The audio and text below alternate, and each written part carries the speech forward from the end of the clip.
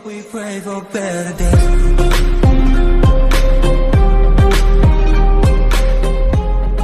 Hi students, how are you? Hope you are fine at your home. Welcome back to today's Vidyanagar online science class. We are going to discuss about very important point from our electricity chapter, Ohm's law. Shall we begin our today's class? Okay. Let us start today's class with an activity. You can see a circuit diagram on the board, right? And also you can see a table here. Right. Through this activity, we are going to find the relationship between V and I. What is our aim? Our aim is to find the relationship between V and I with the help of an activity. Right. And also you have learned from the previous class that current is the amount of charge per unit time, or it is the amount of charge flows through a unit time or flows through in unit time, and potential difference is the work done to move a unit positive charge from one point to other. This we discussed in our previous class, right? Current is the amount of charge in unit time, and potential difference is the work done to move a unit positive charge from one point to other. Okay, and what we are going to do with this activity, you see, we have to find the relationship between potential difference and I with the help of this activity. Okay, so how to measure the potential difference or how to measure the current? We can measure the potential difference with the help of the voltmeter. Voltmeter gives us potential difference and ammeter gives us current. So ammeter is the device to measure the current and voltmeter is the device used to measure the potential difference. And how the ammeter is connected in the circuit? Ammeter is always connected series to the circuit and voltmeter is connected parallel to the circuit. So this is very important. Ammeter is connected series to the circuit and voltmeter is connected parallel to the circuit. Okay. And you can see, what are the things you have to find from this table. See, first you have to know the number of cells, then I means current, potential difference, and finally we will find the relationship between V and I. Okay, so the first what we are going to do is, first we will find the ammeter reading and voltmeter reading when there is a cell. So here our work is to change the number of cells. We have to increase the cells after each steps. First we will find the I and V by using a single cell. Then after we will add one more cell. Then again we have to find the voltmeter reading and ammeter reading, and we have to increase one more cell. And we have to find the ammeter reading and the voltmeter reading, and finally with the help of this we will establish a relationship between V and I. So this is the thing we have to do from this activity. Okay, so shall we start the activity? Yes. So now how many cells are here? Only one cell. It's a single cell. A single cell consists of a positive terminal and a negative terminal, right? So if we add one more cell, we can use them as the battery, right? If there is only one cell, so same cell. And cell has two terminals, positive terminal and negative terminal. And you can see the key. Now I am giving, I am going to put the key, right? Now this circuit become a closed circuit. Am I right? Yes. Now the circuit become a closed circuit. If the circuit is closed, you can see the flow of current through this. Right. You can see the flow of current. If there is flow of current, see, with the help of that, we can find the ammeter reading and voltmeter reading. Ammeter reading gives I and voltmeter reading gives potential difference. So what is the number of cells? 1. And what is the ammeter reading? Suppose, see, 2 ampere. Just consider 2. Simple. Just, is example. And what about the voltmeter reading? Yes, 4. Okay, so first, when I kept the key, electricity starts to flow through the circuit, and with the help of ammeter and voltmeter, I recorded the ammeter reading and voltmeter reading, and the important thing is that here the number of cell is 1. Right, so what may be my next step? Yes, now I am going to increase, or now I am going to add one more cells. See? Now number of cells 2, and next my step is to record the ammeter reading and voltmeter reading.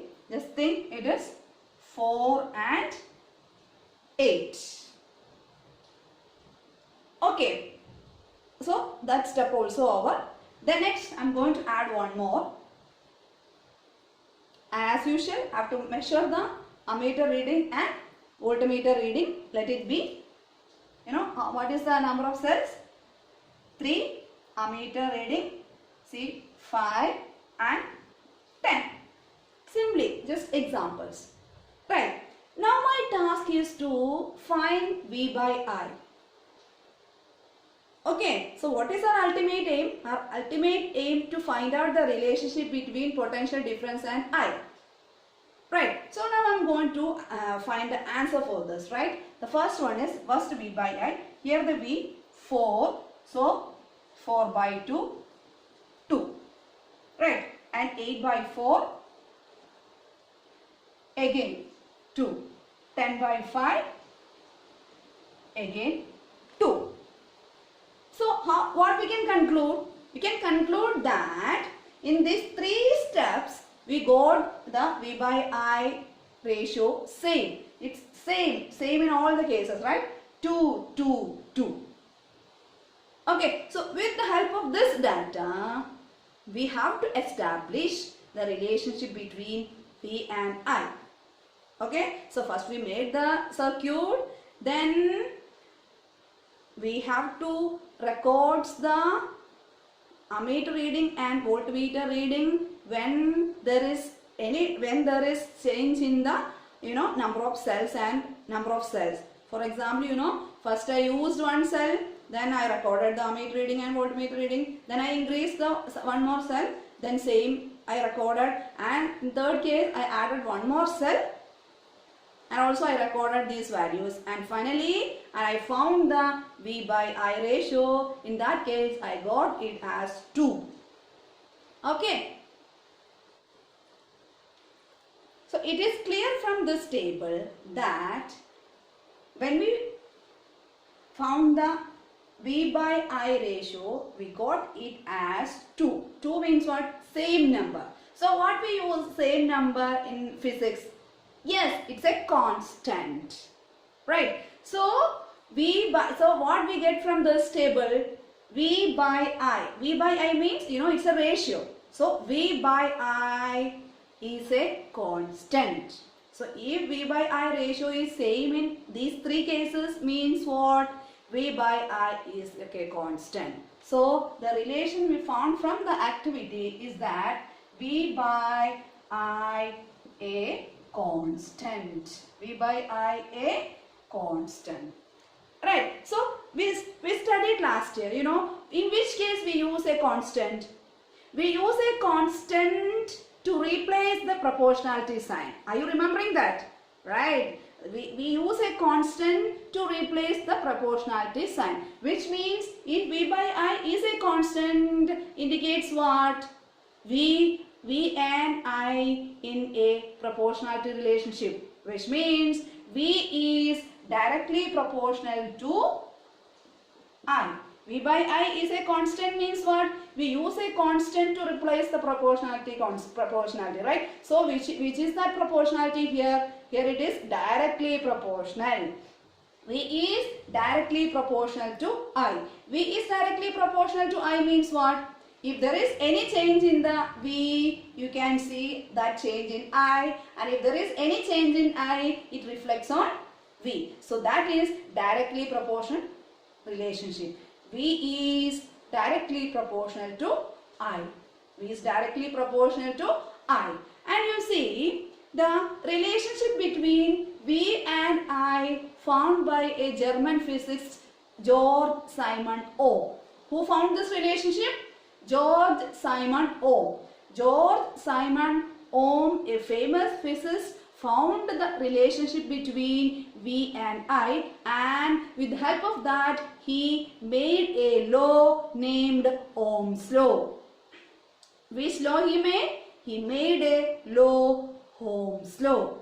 Ohm's law. George Simon Ohm. So, in order to honor that famous physicist, we can use the term Ohm's law. According to Ohm means scientist name, okay? According to Ohm, potential difference V between the ends of a conductor in an electric circuit is directly proportional to I in a circuit if the temperature remains the same. If the temperature remains the same. Ohm's law states that potential difference V across the ends of a given metallic wire is directly proportional to the current flowing through it provided its temperature remains the same, which means V is proportional to I. V is always proportional to I. Right. Okay. See, and we already know that V by I is a constant. Right. So here that constant is resistance. Here which is that constant? Here that constant is resistance. Resistance. Resistance. Okay? Which is that constant? Constant? Resistance. So here that constant is, we will use the, some terms for the constant, right? Like K, like etc. Right? So here that constant is R. Which is that constant? R. V by I is a constant that we prove already. So here we have to give a letter or name to this constant, right? So which letter we can use for the resistance? Capital R. And what is its pronunciation? Resistance. What is its pronunciation? Resistance. So V by, so this is the Ohm's law equation. V by I equal to R. So which is the Ohm's law equation? V by I equal to R. Here V stands for the potential difference, I stands for the current, and R stands for the resistance. So which is the mathematical explanation or mathematical formula for the Ohm's law, or which is the representation of Ohm's law, or which is the Ohm's law equation? For 3 questions, same answer. This is the Ohm's law equation. V by I is equal to R. V by I is equal to R. Here this proportionality constant R is resistance. R stands for the resistance. V stands for the means potential difference, and I stands for the current. And another very important point related to the Ohm's law, you can represent Ohm's law graphically. So this is the graphical representation of Ohm's law. Very, very important point, right? So this is also very important. Ohm's law statement is very important. Its equation is very important, and its graphical representation also very important. So which is the graphical representation of Ohm's law? V by I is a straight line. What is the shape of Ohm's law? The graphical representation of Ohm's law. So the shape of that graph is a straight line passing through the origin. So the graphical representation of Ohm's law is a straight line passing through the origin. Just you have to draw simply, right? You have to mark I on the x-axis and V on the y-axis, and you have to draw the line, straight line like this. So this will give the graphical representation of Ohm's law. So this is very important. So I can plot a graph for the Ohm's law. This is the graphical representation, and while we plotting the values, what shape we get there? We get a straight line passing through the origin, which means the graphical representation of Ohm's law is a straight line passing through the origin. And what is the equation for the Ohm's law? V by I is equal to R. R is the proportionality constant resistance, and V is potential difference, and I is current. Which is the Ohm's law equation? V by I equal to R. So this is the main equation, right? This is the main equation for Ohm's law. Right? From this equation we can derive other two equations. We can find the equations for the potential difference. What is the equation for potential difference? IR. See, V equal to I into R. V equal to I into R. So what is the Ohm's law equation for the potential difference? V equal to IR. If you get I and R, you can find the potential difference. Right? And what is the equation for I? I equal to V by R. I equal to V by R. So this is the main equation, V by I equal to R. From this main equation we can derive other two equations for the potential difference and I, and Ohm's law equation for the potential difference, V equal to IR and I equal to V by R, and graph, it's a straight line passing through the origin. So I told you which is the proportionality constant here. Here the proportionality constant is resistance, capital R. See, resistance is a characteristic property of the material which or material or the conductor which resists the flow of charges. So resistance is a property. Okay, resistance is a property of a conductor which resist or which break or which block the flow of charges. Right? If there is enough flow, we can consider them as the conductor, right? Conductors are the materials which allow the electricity to flow through it, right? So resistance is a characteristic property of a conductor which resist or block or which break the flow of charges. If what is electricity? Electricity is the flow of charges. If there is any block or if there is any resistance or if there is any break for the electric charges, it affect the conduction of that material, right? Which means resistance is the characteristic property of a material which resist, which block, which break the flow of charges. Which means if there is more resistance, there is less conductivity. So conductivity is inversely proportional to the resistance. What is inversely proportional? One increases, other decreases. So how the resistance and conduction related? Resistance and the conduction is related oppositively. Why? If there is more resistance, if the resistance is high means what? Resistance high means there is a great resistance or great block for the flow of electricity. There is a high block or the flow of charge is very less. Resistance means what? The flow of charge is very less. If the flow of charge is very less, which means the conductivity is very less. Which means what? If resistance more, conductivity less. If resistance more, if an object or if a material offers high resistance, their conductivity will be very less. For example, you see copper is a good conductor. Why? Because its resistance is very less. So if an object offers little resistance, we can consider them as the good conductors. If resistance less, good conduction. Keep it in your mind, right? It's very important concept for you, okay? If the resistance more, less conductivity. Opposite, right? If one is high, other is less. Even if an object or if a material has high resistance, it is indirectly what it tells you, there is a little conduction, right? If there is high resistance, less conductivity. High resistance, less conductivity, and less resistance, good conductors. So good conductors has very less resistance, right? Good conductors offers less resistance and poor conductors have high resistance. Why poor conductors have high resistance? Because there is very few flow of charges. Why there is very few flow of charges? Because resistance of that material is very high, and resistance is a property which block or resist the flow of charges. Okay, it's very important. Keep it in your mind. Resistance more, conductivity less. Resistance less, conductivity more. Good conductors, less resistance. Copper is a good conductor, its resistance is very less.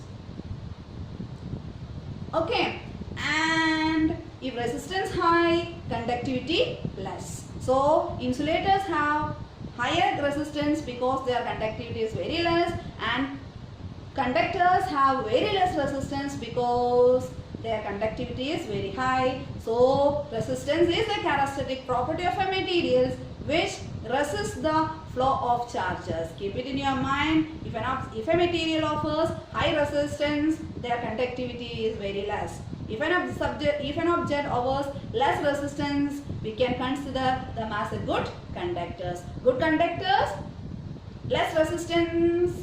Poor conductors, high resistance. I told you the proportionality constant R is resistance, and resistance is a characteristic property of a material which resists the flow of charges. And R more, less conductivity, R less, more conductivity. So conductors offers less resistance and insulators offers high resistance. Okay, and next we are going to discuss about the SI unit of resistance. The SI unit of resistance is Ohm. What is the SI unit of resistance? Ohm. What is the symbol? This is the symbol Ohm. How to write that symbol? See? Ohm. What is the SI unit of resistance? The SI unit of resistance is Ohm. What is the, how can we pronounce it? Ohm. So this is the symbol. So the SI unit of resistance is Ohm. What is the SI unit of resistance? Ohm. Okay. What is the SI unit of resistance? Ohm. What is the symbol? This is the symbol Ohm. Okay. Next, if we get a unit, next we have to define them, right? The unit of resistance. Now we are going to define unit of resistance. How to define the unit of resistance? We can define like this. Potential difference between the ends of a conductor is 1 volt and the current is 1 ampere. Then the resistance of the conductor is 1 ohm. If the potential difference is 1 volt and the current flows through it is 1 ampere, then we can consider the resistance of that conductor is 1 ohm.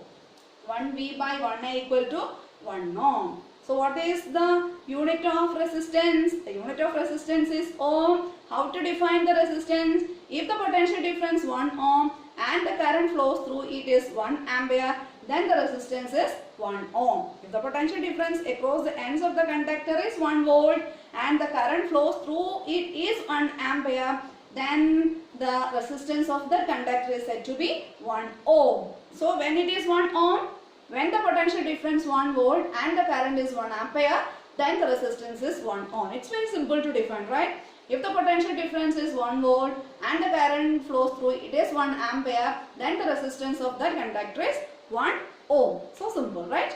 1V by 1A equal to 1 ohm. If the potential difference 1 volt and the current flows through it is 1 ampere, then the resistance of the conductor is 1 ohm. Now another thing you see, this is variable resistance or rheostat. Rheostat. What is rheostat? Rheostat is the device used to change the resistance. In some cases we may want to get the good conduction, right? So according to our convenience we may want to change the resistance, right? So for that we have to use a device. That device is rheostat. Rheostat change the resistance. So the another name of this is variable resistance. Variable resistance is changing resistance, and this is the symbol for the rheostat. So if you see this, you have to know that this is rheostat. And what is this? This we are normally use as the resistor, right? Okay. So rheostat and resistor. It's a, or just you consider it as a conductor. Okay. This is variable resistance or rheostat, and this is a resistor. Okay. And this is used to change the resistance. Okay. And the SI unit of resistance ohm. SI unit of resistance ohm. And if potential difference 1 volt and the current is 1 ampere, then the resistance of that conductor is 1 ohm. It's time for us to conclude our today's class. I hope you got it the points. Watch the video carefully. We will meet you soon with another video. Until then, it's bye. Thank you for watching. Have a great day ahead.